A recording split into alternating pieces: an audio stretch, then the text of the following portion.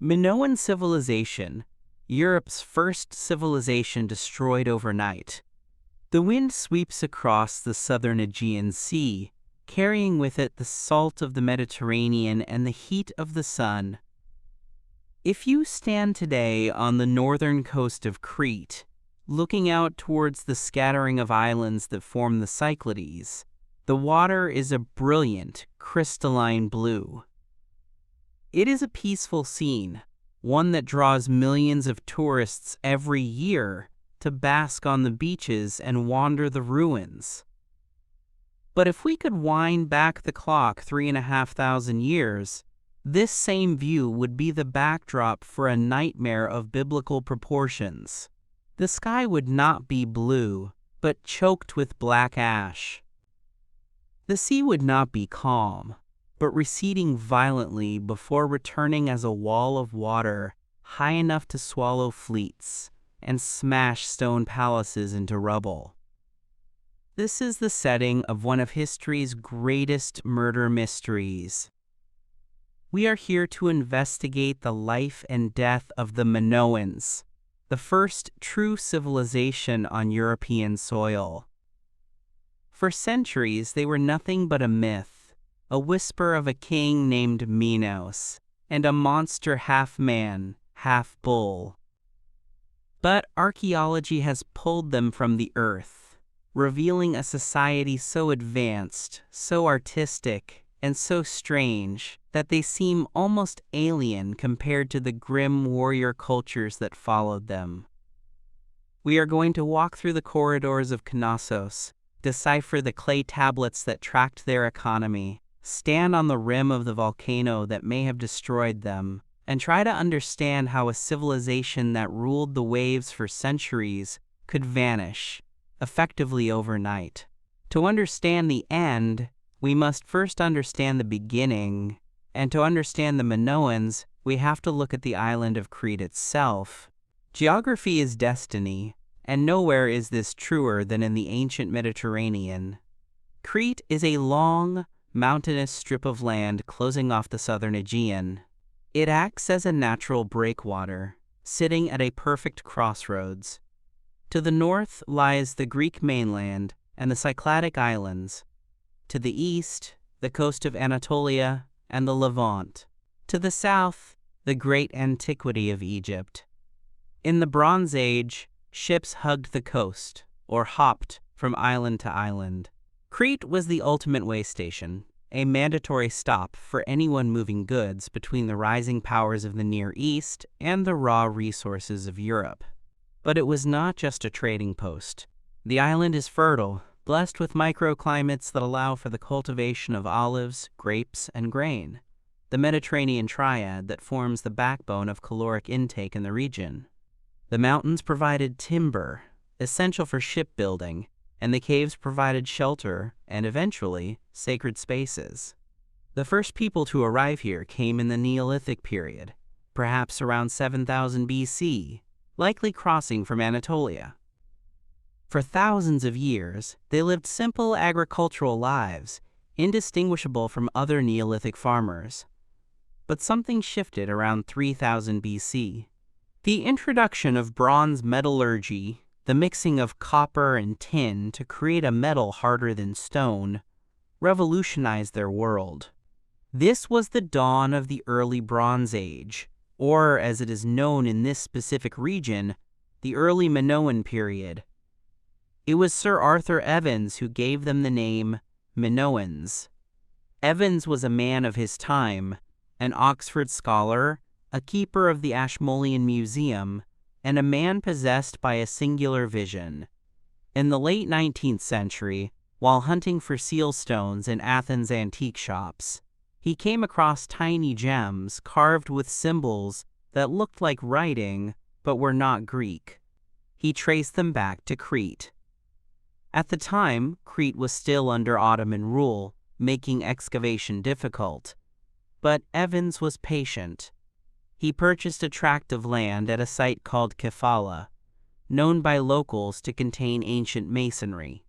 When the political situation cleared in roughly 1900, Evans began to dig. What he found changed history. He was looking for a seal stone. He found a palace. He uncovered a massive complex of rooms, corridors, magazines, and courtyards that sprawled over acres. It was far too complex to be a simple chieftain's hall. It was a labyrinth. Remembering the Greek myths of King Minos, who built a labyrinth to house the Minotaur, Evans dubbed the civilization Minoan. It is important to remember that we do not know what they called themselves. The Egyptians called them the Keftiu. In the Hebrew Bible, they might be the Caphtorim. But to us, they are the Minoans, and their capital, if we can call it that, was Knossos. The architecture of Knossos and the other great palaces like Phaistos, Malia, and Zakros tells us immense amounts about the social structure of this civilization. These were not just residences for a royal family. They were civic centers, religious hubs, and industrial warehouses all rolled into one. The plan of Knossos is confusing to the modern eye, and it is easy to see how the myth of the labyrinth began. There is no grand central axis, no symmetrical facade to awe the visitor. Instead, the palace grows organically around a large central court. Corridors twist and turn. Staircases lead up to second and third stories, remnants of which were found collapsed into the lower levels. The engineering was spectacular. Evans found evidence of a hydraulic system that rivals that of Rome, or the modern day. Terracotta pipes fit together with tapered ends to create pressure, forcing water to run uphill in some sections. There were flushing toilets and drainage systems to manage the torrential winter rains of Crete. Light wells, vertical shafts running down through the building, brought sunlight and fresh air into the lower apartments, keeping them cool in summer and illuminated during the day. This was a society that valued comfort and had the technical mastery to provide it. But who ruled these palaces? Evans imagined a priest king, a benevolent monarch who walked through fields of lilies. He reconstructed the famous Prince of the Lilies fresco to depict this ruler. However, modern archaeology is more skeptical of Evans's romantic reconstruction. The prince is likely a composite of 3 different figures. In fact, when we look at Minoan art, we see a striking lack of aggrandizement of a single male ruler. In Egypt, the pharaoh is everywhere, smiting enemies, towering over his subjects. In Mesopotamia, the kings recount their victories in bloodthirsty detail. In Crete, we see processions, rituals, bull leaping, and nature. We see women in positions of prominence, perhaps more so than in any other ancient society. The Ladies in Blue fresco shows women with elaborate coiffures, wearing open bodice dresses that expose their breasts, chatting and gesturing with an air of relaxed power. They are not hidden away, they are front and center. This has led some scholars to suggest a matriarchy, or at least a society where women held significant religious and political power, possibly serving as high priestesses who were the true power behind the throne. The economy that supported this grandeur was a palace economy. This is a redistributive system. The farmers and shepherds of the surrounding countryside brought their produce, wool, olive oil, wine, grain, to the palace. There, it was recorded by scribes, stored in massive magazines, long storage rooms filled with pithoi, giant clay jars, and then redistributed back to the people or used for trade. The pithoi at Knossos are still there, some tall enough to hide a man, exactly as in the story of Ali Baba. The scale of storage implies a massive surplus. This surplus was the fuel for the Minoan expansion. They did not just farm, they traded. Minoan pottery has been found in Egypt, in the Levant, in the Cyclades, and on the Greek mainland. They were the masters of the sea. Thucydides, the Greek historian, wrote of a thalassocracy of Minos, a sea empire. Archaeology backs this up. The palaces of Crete had no defensive walls. Let that sink in. In the Bronze Age, a time of constant warfare, the richest places in the Aegean had no fortifications. This implies one of two things. Either they were so peaceful that war was unknown, or, more likely, their defense was their navy. Their wooden wall was their fleet, patrolling the seas, keeping pirates and rivals at bay, and projecting power far beyond the shores of Crete. The artistic legacy of the Minoans gives us the most vibrant window into their minds. Unlike the stiff, formal art of Egypt, or the rigid geometric styles that came later in Greece, Minoan art is fluid, dynamic, and obsessed with nature. They painted on wet plaster, a technique known as true fresco, which requires speed and confidence. The bull-leaping fresco is the most iconic. It shows a massive bull in mid-charge. A figure grabs the bull's horns and vaults over its back, while another waits with arms outstretched to catch the leaper. The figures are stylized, with pinched waists and long flowing hair. Is this a sport? A religious ritual? A myth? We find bull imagery everywhere. In rhytons, ritual pouring vessels, carved from black steatite in the shape of bull heads, in the horns of consecration symbols that topped their shrines. The bull was clearly central to their cosmology, a symbol of power, and perhaps the trembling earth itself. Crete is a seismically active zone. Earthquakes were a constant threat. It is not a stretch to imagine that they believed a great bull lived beneath the island, shaking the ground when he was angry. Then there are the marine motifs. The dolphin fresco from the Queen's Megaron at Knossos shows dolphins swimming amidst fish and urchins. The octopus vase is a masterpiece of pottery, where the creature's tentacles swirl around the curve of the jar, perfectly integrating the decoration with the form of the vessel. This is a culture in love with the sea. But it is also a culture with a darker side. For a long time, the Minoans were viewed through Evans's rose-tinted glasses as a pax minoica, a peaceful paradise. But recent excavations have revealed a grimmer reality. At Animaspilia, a temple on the slopes of Mount Juctus, archaeologists found a scene frozen in time by an earthquake. In the center of the room, a young man lay on a platform, a bronze dagger resting on his chest. An older man, wearing an iron ring indicative of high status, lay nearby, crushed by falling masonry. A woman lay in the corner. The evidence suggests this was a human sacrifice, an act of desperation performed as the earth began to shake, interrupted by the very catastrophe they were trying to avert. It is a chilling reminder that beneath the beautiful frescoes and advanced plumbing, this was still a Bronze Age society grappling with forces they could not control. Language is the key to civilization, and the Minoans were literate. They developed not one but two writing systems.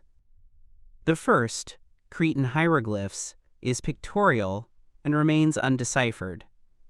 The second, Linear A, was developed around 1800 BC. It is a syllabic script, written on clay tablets.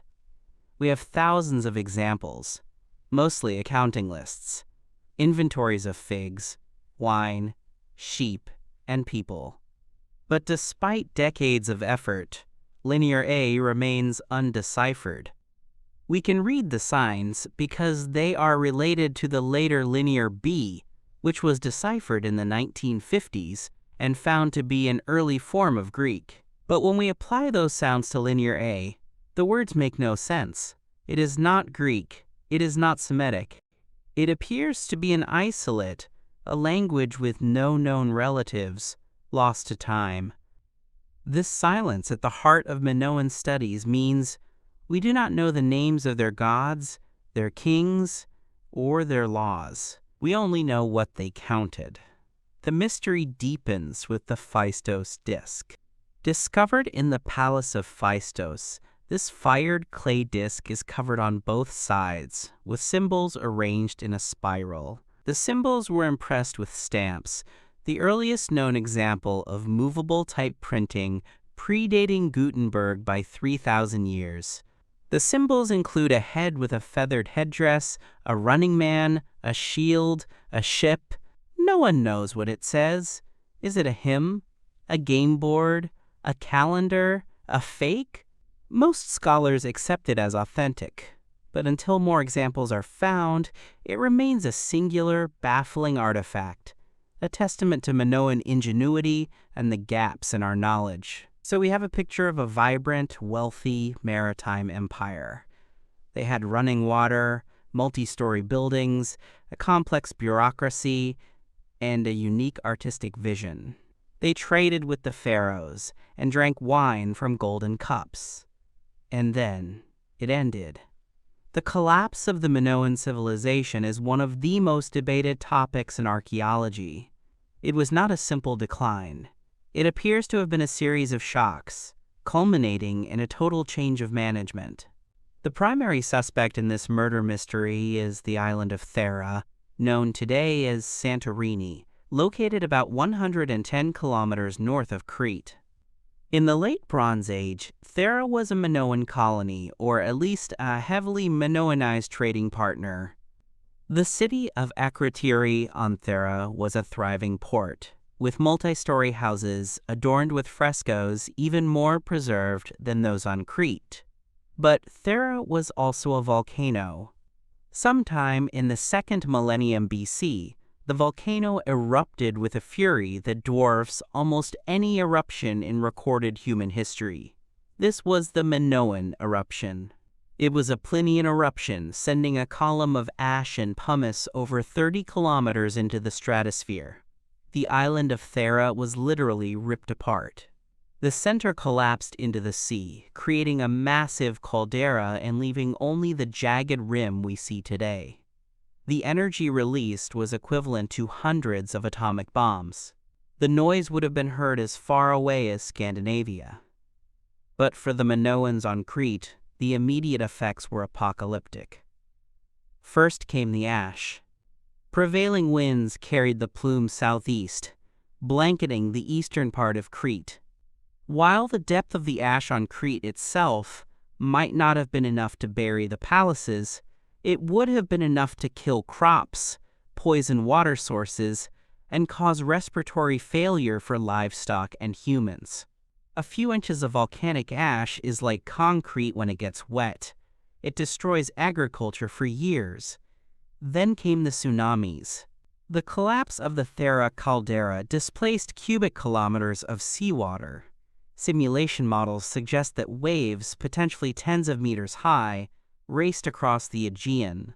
The northern coast of Crete, where the major palaces of Knossos, Malea, and the ports serving them were located, would have been hit within an hour. The Minoan navy, the source of their power and protection, would have been smashed to kindling in the harbors. The coastal settlements would have been scoured clean. For a thalassocracy, losing the fleet was tantamount to losing the state. The psychological impact must have been shattering.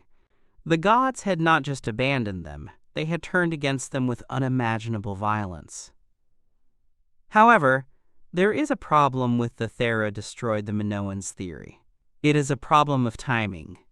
For a long time, archaeologists believed the eruption and the destruction of the Minoan palaces were simultaneous, around 1450 BC. But radiocarbon dating of olive branches found buried in the ash at Akrotiri suggests the eruption happened earlier, perhaps in the late 17th century BC, around 1628 BC.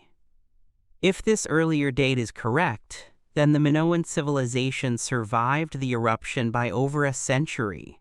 They rebuilt, they continue to trade. The pottery styles evolve. This leads to the soft power theory, or the weakened state hypothesis. The eruption didn't kill them instantly, but it wounded them mortally. It destroyed the fleet, ruined the economy, and shattered the religious order. They limped on, but they were vulnerable. This vulnerability leads us to the second suspect, the Mycenaeans. The Mycenaeans were the people of the Greek mainland, the ancestors of the heroes of the Iliad: Agamemnon, Achilles, Odysseus. In the early Minoan period, the Mycenaeans were unsophisticated compared to their Cretan neighbors. They imitated Minoan art, Minoan pottery, and Minoan writing. But they were a warrior culture, centered on citadels with massive cyclopean walls, buried with weapons and armor. As the Minoans weakened, the Mycenaeans grew stronger. Around 1450 BC, we see a distinct break in the archaeological record on Crete. Most of the palaces were destroyed by fire, not by a volcano, but by fire, the signature of human destruction. Only Knossos was spared, or at least immediately reoccupied. But the people in charge at Knossos were no longer Minoans. We know this because the writing changed. Linear A disappears and is replaced by Linear B. As we mentioned, Linear B is Greek. The administrative records at Knossos were now being kept in the language of the mainlanders. The pottery styles shift to become more rigid and militaristic. Warrior graves appear on Crete, burials containing weapons that were previously rare. The Mycenaeans had arrived. They did not just raid, they took over. They sat on the throne of Minos. They co-opted the Minoan bureaucracy to run the island for their own benefit. This was the end of the Minoan Civilization as an independent entity. They were absorbed, their culture repurposed by the new masters of the Aegean. Why did the Mycenaeans invade? Perhaps they sensed weakness after the cumulative effects of the Thera eruption and subsequent earthquakes. Perhaps it was a hostile takeover of the trade routes. The transition was violent.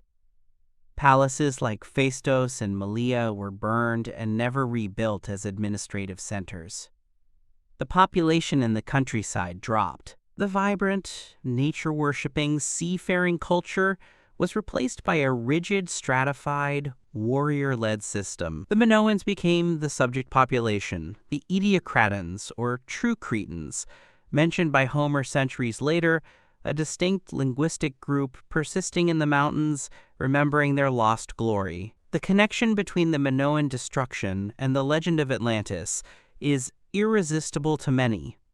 Plato, writing 1,000 years later, describes a great naval civilization that lived on concentric islands, wealthy and powerful, which was destroyed by the gods in a single day and night of misfortune, sinking beneath the waves. The parallels are striking.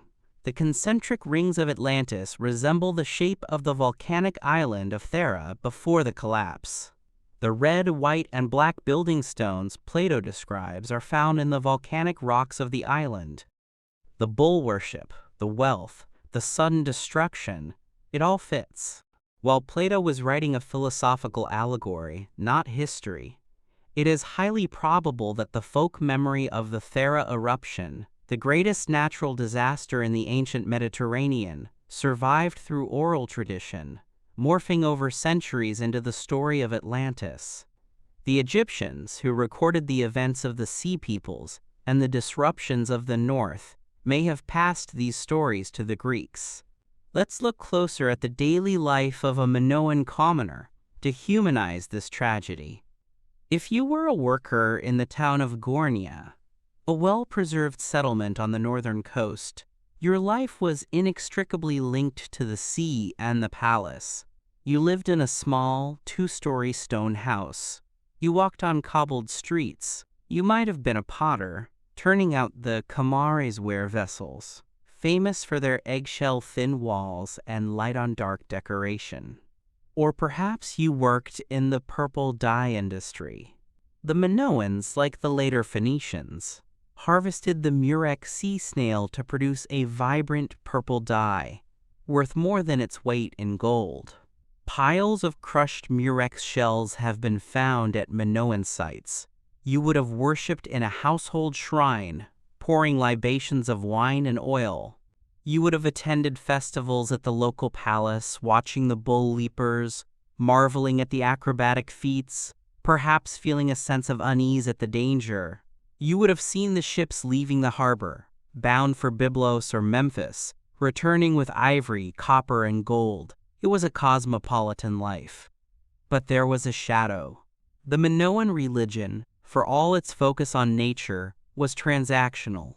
You gave to the gods so they would not destroy you. The peak sanctuaries, open-air shrines on mountaintops, are filled with clay figurines of limbs, arms, legs, bodies. These were votive offerings, prayers for healing, or thanks for a cure. But they also speak of a vulnerability, a fragility of the human body against disease and accident. And always, the earth shook. The distinctive construction of Minoan walls, with timber beams integrated into the stone, was an earthquake-proofing technique. They knew the ground was unstable, they built around it. But they could not build against a pyroclastic flow or a 50-foot wave. The technological prowess of the Minoans deserves a deeper dive. We mentioned the plumbing, but their metallurgy was also exceptional. They were masters of granulation, a technique where tiny spheres of gold are soldered onto a surface to create a pattern. The bee pendant found at Malea is a stunning example, showing 2 bees depositing a drop of honey. The detail is microscopic. This implies the use of magnifying lenses, perhaps made of rock crystal. They also had advanced shipbuilding technology. Their ships were not just coastal huggers. They were deep-water vessels. Frescoes show ships with masts and multiple banks of oars, capable of sailing against the wind. This maritime technology allowed them to tap into the copper mines of Cyprus and the tin trade from as far away as Afghanistan or Cornwall via intermediaries, fueling the bronze production that drove the age. The social structure remains a point of contention. Was it a rigid hierarchy? The lack of readable texts makes it hard to say, but the architecture suggests a degree of community integration. The west courts of the palaces were paved areas with raised walkways, possibly for ceremonial processions that the public could watch. The absence of fortifications is the most telling detail. In the Mycenaean world, the palace is a fortress, separated from the people by massive walls. In the Minoan world, the palace is integrated into the town. This suggests a social contract based on religion and economic benefit rather than brute force. The palace was not just a seat of power. It was a civic amenity. However, we must not idealize. The storage magazines were controlled by the elite. The surplus belonged to the palace. The commoner was likely a tenant farmer or a conscripted laborer. The role of the priesthood, particularly the priestesses, was paramount. The iconography is dominated by women. The snake goddess figurines, bare-breasted women holding snakes, are the most famous religious objects. Snakes are symbols of the underworld, of rebirth, shedding skin, and of the earth itself. The dominance of female imagery in the religious sphere is unique in the region. In neighboring societies, male gods dominate.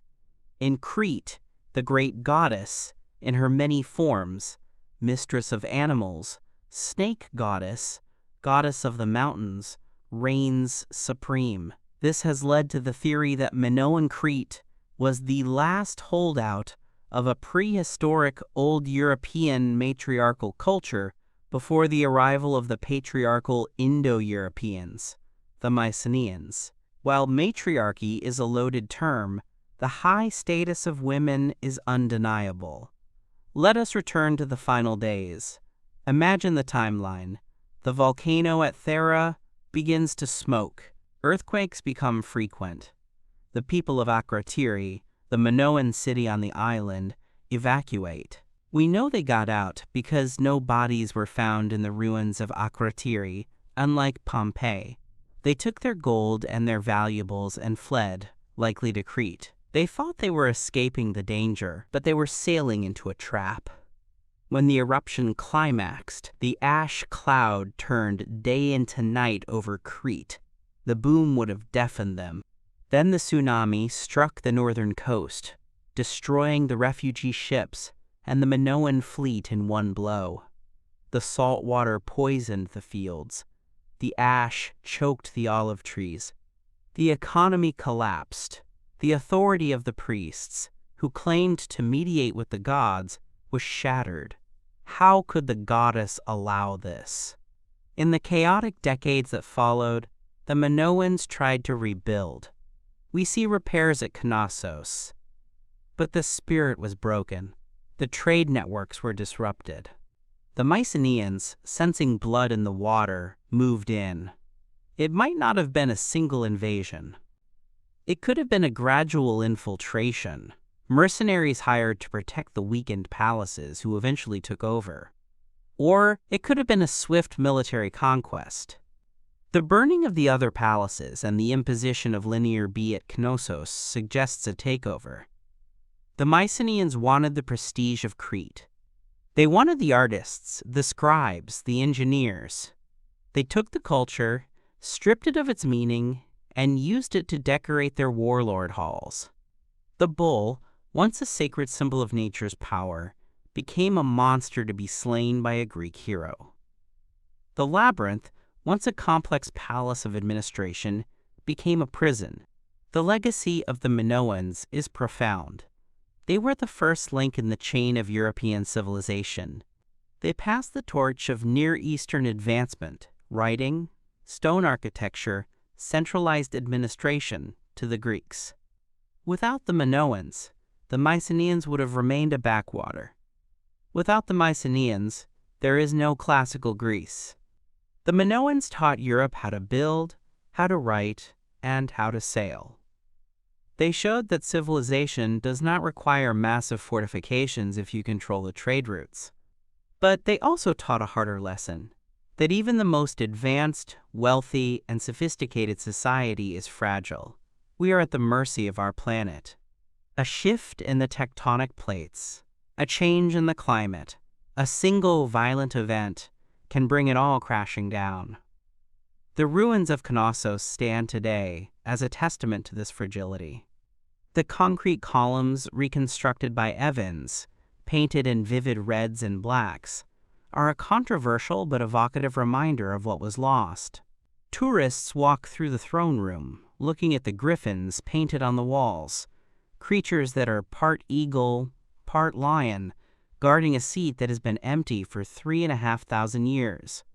We look at the drain pipes and marvel at the plumbing, realizing that the people who lived here were not so different from us. They liked hot baths. They liked beautiful art. They feared death. They loved their children. And they watched the sky, wondering what the gods had in store. The decipherment of Linear A remains the holy grail of Aegean archaeology. If we could read their words, the Minoans would speak to us directly. We would know the names of the people who painted the dolphins. We would know the prayers they recited as the ash began to fall. Until then, they remain a silent movie, a burst of color and movement before the screen goes black. The mystery of the Phaistos disk remains locked in its spiral. The true extent of the human sacrifice at Anemospelia remains a dark stain on their golden image.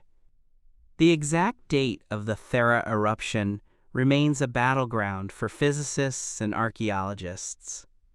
But perhaps the silence is part of the allure. The Minoans occupy the borderland between history and myth. They are the people of the labyrinth. They are the people of Atlantis. They are the ghosts in the machine of Western history. When we see the bull-leaping fresco, we are seeing a moment of supreme grace and danger, a metaphor for the civilization itself, vaulting over the beast of nature, suspended in the air for a breathtaking moment before inevitable gravity pulls them down. The Mycenaeans may have conquered them, burned their palaces and taken their throne, but it is the Minoans who captured our imagination.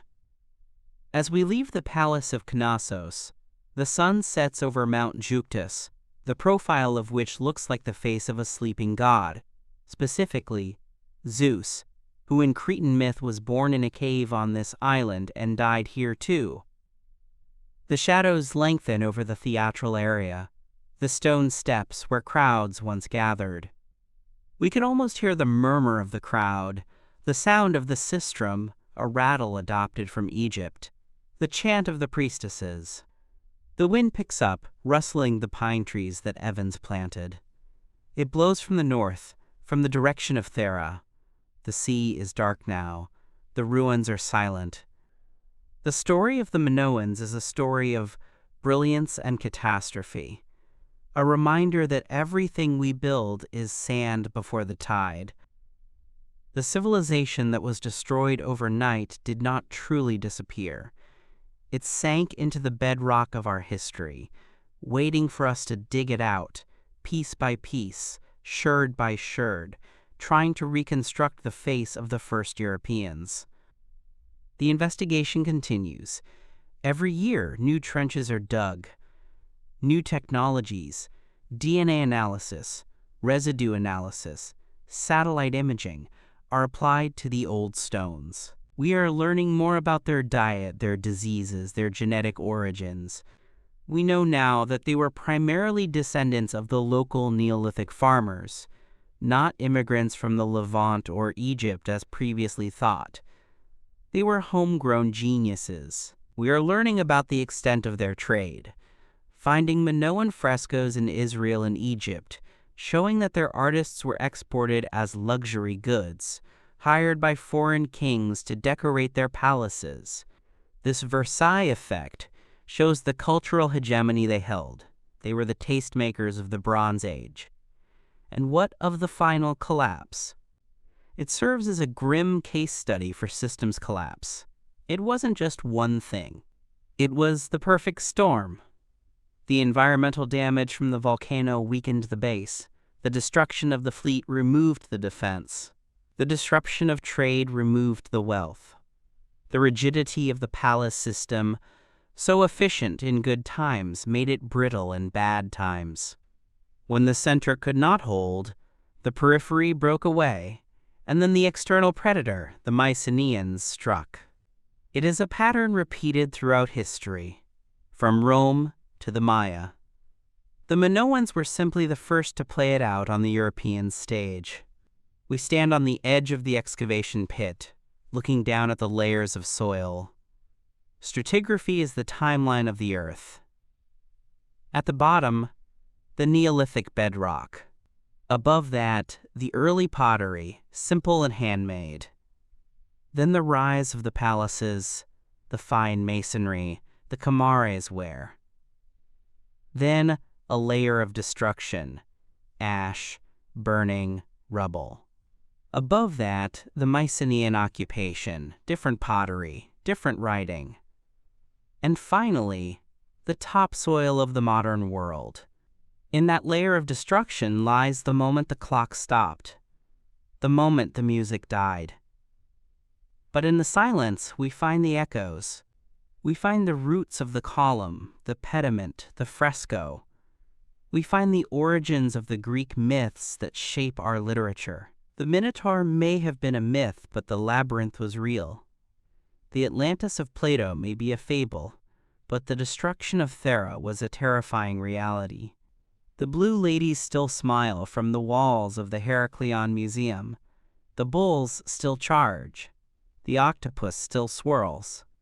The Minoans speak to us through their art, telling us that they were here, they were alive, and they created beauty in the face of the void. And that, perhaps, is the ultimate victory of civilization. Not that it lasts forever, for nothing does, but that it leaves a mark that cannot be erased, not by volcanoes, not by tsunamis, and not by the passage of 3,000 years. The wind from the Aegean carries the dust of the past, and if we listen closely, we can hear the whisper of the first Europe. Having looked at the grand arc of the rise and fall of the Minoan civilization, we must now descend from the high vantage point of history and zoom in with the lens of a forensic investigator.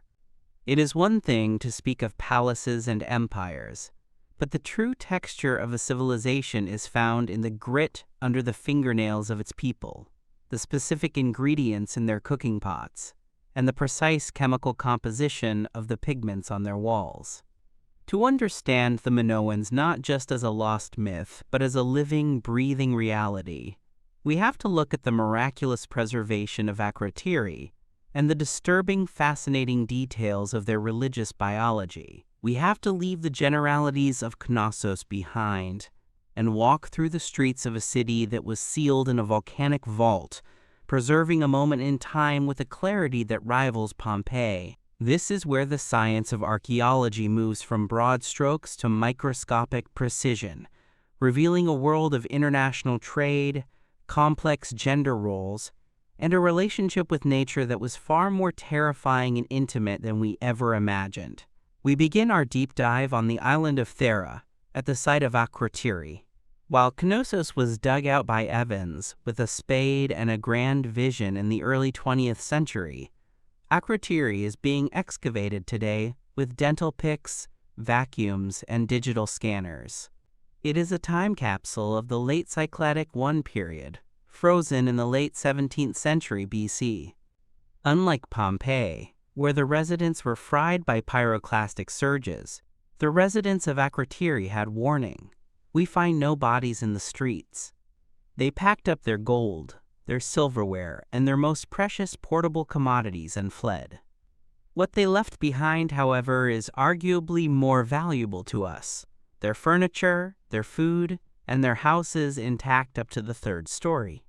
Walking through the covered excavation site today, you are walking on the actual streets they paved.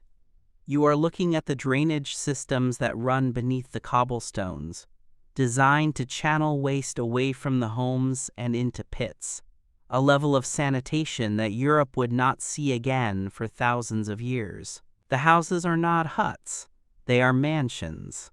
Zeste 3, one of the grandest buildings, features pier and door partitions, a distinctly Minoan architectural feature where walls are made of folding wooden doors set on stone bases, allowing the residents to control light, airflow, and privacy, transforming a room from an enclosed winter den to an open summer pavilion in seconds. Inside these houses, the details of daily life are startlingly modern. Archaeologists have found the negative spaces left by wooden furniture that rotted away inside the ash. By pouring plaster into these voids, they have cast the ghosts of three-legged tables, beds with rope webbing for mattresses, and wooden stools. We see that they slept elevated off the floor, likely to avoid drafts and insects. We find clay ovens and hearths with skewers for grilling meat. Souvlaki is a 4,000-year-old concept, but it is the biological remains that truly bring them to life. In the storage jars, the pithoi, we have found carbonized remnants of their diet. It was a healthy, diverse Mediterranean diet. They ate lentils, chickpeas, and peas. They consumed barley and wheat. They crushed olives for oil and ate the fruit whole. But they also had a taste for the exotic. We have found evidence of cumin, a spice that likely came from the Near East or Egypt, and sesame. They were eating almonds and pistachios. The sea provided the protein. Sea urchins, limpets, tritons, and fish bones are everywhere. They were drinking wine, lots of it.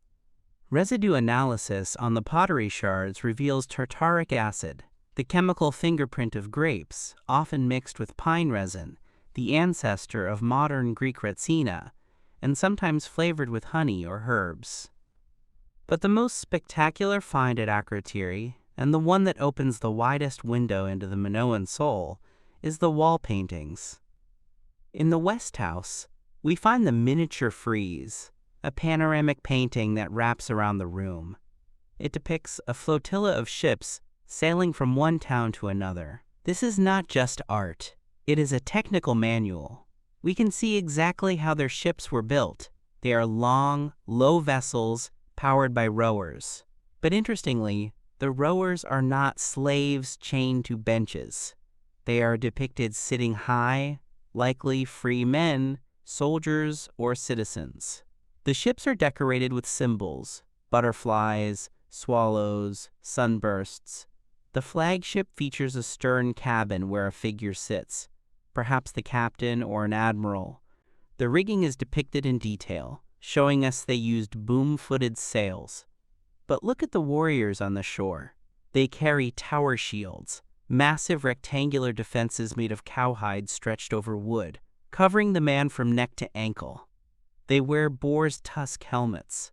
These helmets are a marvel of Bronze Age recycling and armor crafting. To make one, you need the tusks of dozens of wild boars, split and sewn onto a leather cap. It implies a hunting culture of immense scale, or a trade network that could supply thousands of tusks.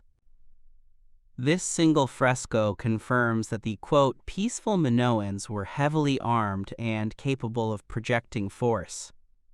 The Saffron Gatherer's fresco from Ziste 3 takes us from war to religion and medicine. It shows young women in a rocky landscape gathering crocus flowers. A blue monkey, a species identified as the green monkey of West Africa, aids them. This presence of an African primate suggests either the Minoans had direct contact with Africa, or they imported these animals as exotic pets. The women are harvesting the stigmas of the saffron crocus. Today, saffron is the most expensive spice in the world. In the Bronze Age, it was yellow gold. It was used as a dye, a spice, but most importantly, as a medicine. Written sources from Egypt and later Greece list saffron as an analgesic, particularly for menstrual pain. The fresco shows a young woman holding her foot, perhaps in pain, while an older woman instructs her. Many scholars believe this building was a site for puberty rites, where girls were initiated into womanhood, learning the secrets of the body and the medicinal use of the plant. The intricate details of their clothing are visible. They wear diaphanous, sheer blouses, open to the waist, and heavy, flounced skirts made of multicolored woven bands. The textiles are dyed in reds, blues, and yellows. The technology to produce these textiles was industrial. We find loom weights by the hundreds. We know from the Linear B tablets of Knossos that the palaces set targets for wool production that required flocks of nearly 100,000 sheep. This was a command economy focused on textile export. The Minoan brand was likely their high-quality, brightly dyed woolen cloth exported to the elites of Egypt and Babylon. Let us dig deeper into the color blue. The blue monkeys and the blue backgrounds of many frescoes rely on a pigment called Egyptian blue. This is the first synthetic pigment in human history. It is made by heating silica, lime, copper, and alkali. It is a complex chemical process. The fact that the Minoans used it lavishly proves their deep technological and trade links with Egypt. But they also had a local source of purple that rivaled the Tyrian purple of the Phoenicians. On the tiny island of Kufanisi, off the coast of Crete, archaeologists found a Minoan industrial facility dedicated entirely to the processing of the murex sea snail. To get 1 gram of purple dye, you need to crush thousands of snails. The smell would have been horrendous, a stench of rotting shellfish that likely clung to the workers. But the result was a color that did not fade. It grew brighter in the sun. This royal purple was likely a Minoan invention before it became a Phoenician trademark. The wealth of the palaces was built on this smelly, slimy, glorious industry. The scientific analysis of the Thera eruption itself provides a terrifyingly precise timeline of the end for Akrotiri. Volcanologists studying the tephra layers can read the eruption like a book.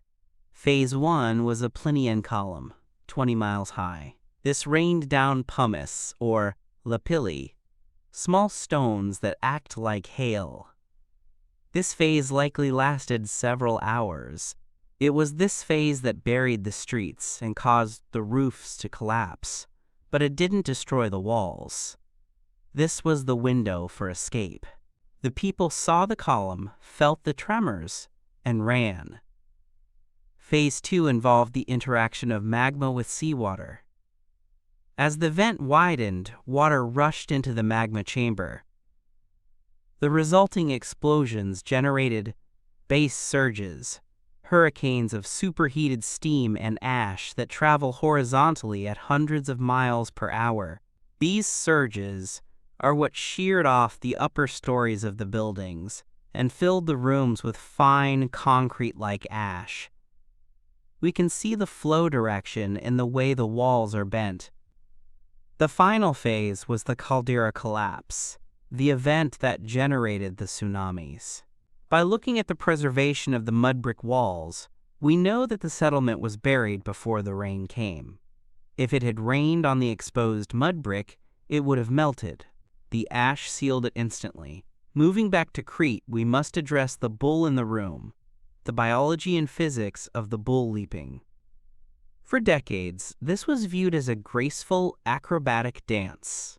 But biomechanists and rodeo experts who have analyzed the frescoes and the bronze figurines have raised serious doubts about the feasibility of the Evans leap. The classic reconstruction shows a leaper grabbing the charging bull by the horns, using the bull's upward toss to flip over the back. Rodeo experts point out that a bull does not toss its head straight up in a slow, predictable arc. It thrashes sideways. It gores. To grab the horns of a charging aurochs, a beast significantly larger and more aggressive than a modern domestic bull, standing 6 feet at the shoulder, is a suicidal proposition. If you grab the horns, the G-force of the toss would likely dislocate your shoulders or snap your neck. So what are we seeing? Some suggest it is a stylized representation of a chaotic event, not a step-by-step manual. Others suggest the leapers jumped from an elevated platform, or that they leaped over the flank, not the horns. Or perhaps it was a ritual sacrifice where the leaper often died, and the art depicts the ideal, successful leap that ensured the sun would rise, ignoring the many failures who were trampled in the dust of the central court. The central courts of the palaces themselves are a marvel of acoustic and spatial engineering. At Knossos and Phaistos, these large, rectangular paved spaces are oriented north-south. They are lined with porticos and grandstands. Acoustic studies suggest that a voice raised in the center of the court would be audible to hundreds of spectators. These were the stages for their theater of state. But underneath the pavement, there are mysteries. At Knossos, the temple repositories were stone cysts sunk into the floor. This is where Evans found the snake goddesses. But he also found seashells, flying fish made of faience, and scorched items. These were sacred dumps. When the ritual objects became too old or were used in a specific ceremony, they could not be thrown away. They had to be buried within the sacred precinct. This concept of ritual disposal is crucial. It tells us that objects acquired a spiritual charge that had to be contained. We must also talk about the peak sanctuaries. These are open-air shrines located on the summits of mountains across Crete. Archaeologists have excavated sites like Petsophis and Juktas. They found bonfires, layers of ash meters thick, testifying to centuries of burning offerings. Into these fires, the Minoans threw clay figurines. We find thousands of clay bulls, sheep, and weasels. But we also find human limbs, clay arms, clay legs, clay torsos, even clay phalluses. These are anatomical votives. They are identical in function to the silver tomata you see in Greek Orthodox churches today, offerings made to ask for a cure for a specific body part. A clay leg for a broken leg, a clay eye for an infection. This reveals a landscape of pain. The Minoans suffered from arthritis, from fractures, from infections. They climbed these steep mountains, gasping for breath, to throw a clay model of their affliction into the fire, begging the goddess for relief. It humanizes them. It strips away the glamour of the frescoes and leaves us with a person in chronic pain, hoping for a miracle. But the religion had a darker, bloodier edge that we can no longer ignore. We touched on Animaspilia, but the evidence for human sacrifice goes deeper. At the North House in Knossos, excavated in the late 70s, Peter Warren found the bones of 4 children. These bones were not in a grave. They were mixed with animal bones in a discard pit. When osteologists examined them under the microscope, they found cut marks, distinctive striations made by a knife. These marks were located at the attachment points of tendons and on the ribs. They were identical to the butcher marks found on the sheep and goat bones in the same pit. The conclusion was horrifying but scientifically inescapable. The flesh had been removed from these bones. Were they eaten? Cannibalism is a taboo subject, but in times of extreme stress, or as part of a dark ritual, it has occurred in many cultures. The North House bones date to a period of destruction. Was this a siege, a famine, or a ritual of consumption to absorb the power of the victim? The debate rages, but the cut marks do not lie. The Minoan relationship with the divine was not just flowers and saffron. It was blood and bone. Let us switch gears to the technology of writing, specifically the physical act of it. The Linear A tablets were not meant to be permanent. They were unbaked clay, dried in the sun. They were temporary records, like a post-it note. Received 50 units of figs. At the end of the year, the information was likely transferred to papyrus or parchment, perishable materials that have rotted away. We only have the clay tablets because the palace is burned. The fire that destroyed the civilization baked the clay, turning temporary notes into permanent stone. It is a supreme irony. We only know their history because of their destruction. The script itself is a syllabary, meaning each symbol represents a sound like ka, te, ro. But they also used ideograms, pictures representing the object.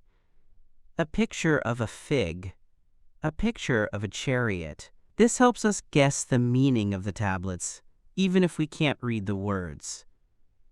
We see the symbol for wine followed by numbers. The numerical system is decimal. A vertical line is 1. A dot or horizontal dash is 10. A circle is 100. A circle with rays is 1,000. We can do their math. We can see their fractions. We can track the deficits in the palace accounts. The role of the Minoan genius is another fascinating specific. In their glyptic art, seal stones, we often see a strange creature. It stands upright like a human, but has the head of a hippo or a lion, and a dorsal appendage that looks like a crocodile skin. This creature is often shown holding a water jug, watering plants, or standing before a deity. Art historians have traced this monster back to Egypt. It is a derivation of the Egyptian goddess Taweret, the hippo goddess of childbirth and fertility. The Minoans took this Egyptian deity, slimmed her down, gave her a more active role, and incorporated her into their rituals as a protective demon, the genius. This demonstrates how the Minoans absorbed foreign ideas and mutated them to fit their own aesthetic. They were not just copyists, they were synthesizers. We must also consider the Minoan metric. How did they measure the world? A recent study of Minoan architecture suggests they used a standard unit of measurement, a Minoan foot, of roughly 30.3 centimeters. We see this unit repeating in the dimensions of the ashlar blocks, the cut stone, and the room sizes. This implies a standardized system of weights and measures enforced by a central authority. If you wanted to sell grain to the palace, you had to use the palace's bushel. If you cut stone for the king, you used the king's ruler. This standardization is the hallmark of a complex state. We also find stone weights in the shape of octopus or discs, calibrated to specific masses. They were weighing gold and saffron with precision. Let's zoom in on the chieftain's cup from Hagia Triada. It is a stone chalice carved with a scene of a young man holding a staff, issuing orders to another young man who stands at attention, with a squad of soldiers behind him holding hides. This is one of the few depictions of hierarchy and military organization. It suggests a rite of passage, perhaps the transfer of command, or a young elite male assuming his role in the military structure. The shoes they wear are detailed, high boots with elaborate lacing, designed for rough terrain. These are not the sandals of the beach. These are the boots of the mountains. It reminds us that Crete is a rugged, alpine island. The peaceful coast is only half the story. The interior is a place of gorges, snow-capped peaks, and hardy shepherds, who likely served as the backbone of the Minoan infantry. Then there is the mystery of the Keftiu paintings in Egypt. In the tombs of the Egyptian nobles like Rekhmire, the vizier to Thutmose III, we see processions of foreigners bearing gifts. Among them are men with long, dark hair, wearing the distinctive Minoan codpiece and kilt, carrying vessels that are unmistakably Minoan, rhytons in the shape of bullheads, cups with vafio handles. The Egyptians label them the chiefs of the Keftiu and the isles in the midst of the sea. They are shown bringing tribute, but is it tribute? Or is it trade disguised as tribute for the pharaoh's ego? The Minoans are not bound. They are not prostrating themselves like the Nubians or Syrians. They walk upright. This suggests a diplomatic relationship of equals or near equals. The Egyptians valued the Minoans for their skill in workmanship. They were the master craftsmen of the Mediterranean. Let's look at the pottery technology. The Khmer's ware, the eggshell pottery, was made on a fast-spinning wheel. To throw a pot that thin requires immense skill and perfectly refined clay. If there is a single air bubble, the pot explodes in the kiln. The kiln technology itself was advanced. They needed to reach temperatures of over 1,000 degrees Celsius and control the atmosphere, oxygen-rich versus oxygen-poor, to get the black and red colors. This implies a guild of professional potters who guarded their trade secrets. In the late Minoan period, the marine style appears. This is where the potters paint octopuses, nautiluses, and starfish. But they don't just stamp them on. They distort the animals to fit the shape of the pot. An octopus's head is on the widest part of the jar, and its tentacles wrap around the handles and down to the narrow base. This is torsional art, creating a sense of motion. When the jar is filled with wine and carried, the liquid moves, and the octopus seems to swim. It is a kinetic sculpture. The lustral basins found in the palaces are another architectural puzzle. These are sunken rooms, reached by a short flight of stairs lined with gypsum slabs. Evans thought they were baths, but they have no drains. If you filled them with water, you'd have to bucket it out. Modern consensus is that they were for ritual purification, but not with water. Perhaps with oil. Or perhaps they were symbolic descents into the earth, mimicking the caves where gods were born. The gypsum stone is soft and soluble in water. It would make a terrible bathtub. It glows, however, in candlelight. Imagine a priestess descending into this white, gleaming pit, lit by oil lamps, to commune with the chthonic underworld forces. We also have to talk about the dogs. Yes, the Minoans had dogs.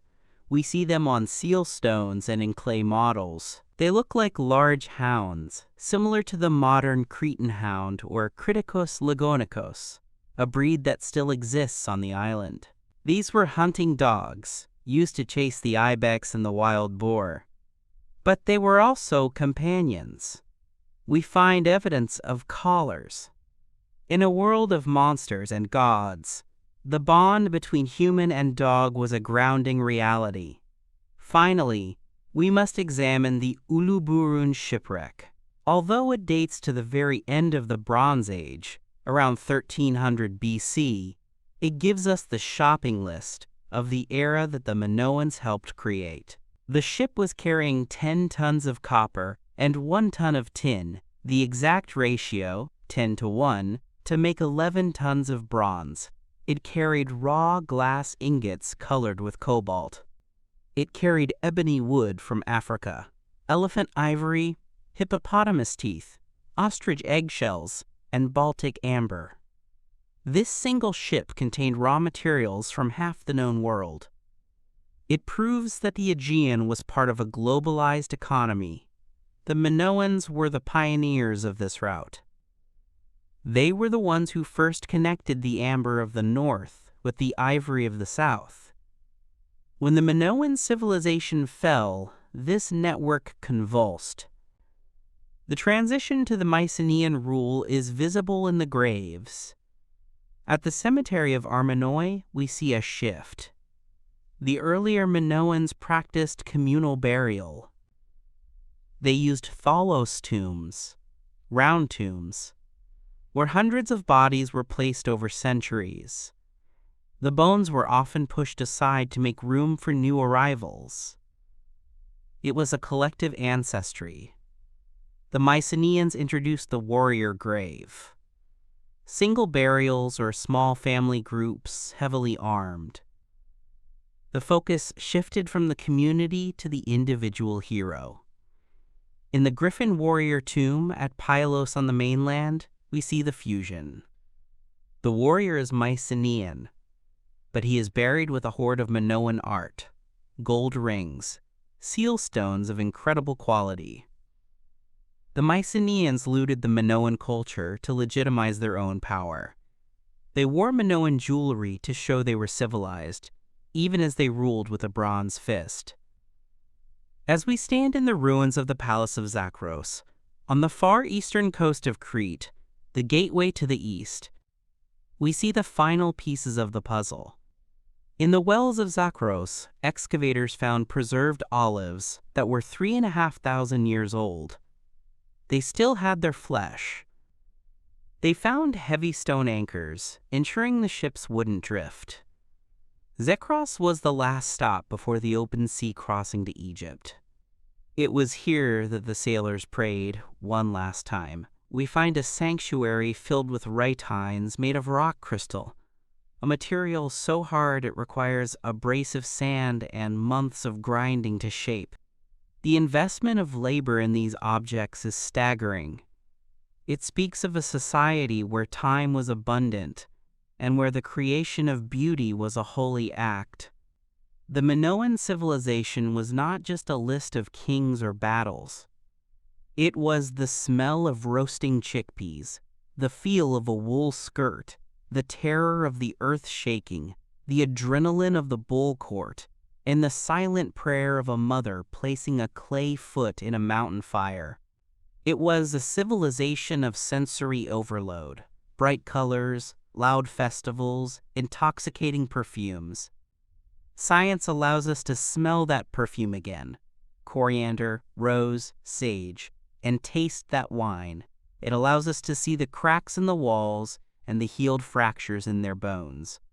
It tells us that they were fragile, brilliant, and doomed, just like us. And in the fine layers of ash that covered their world, we find the mirror of our own fragility, a reminder that the earth is the ultimate author of human history.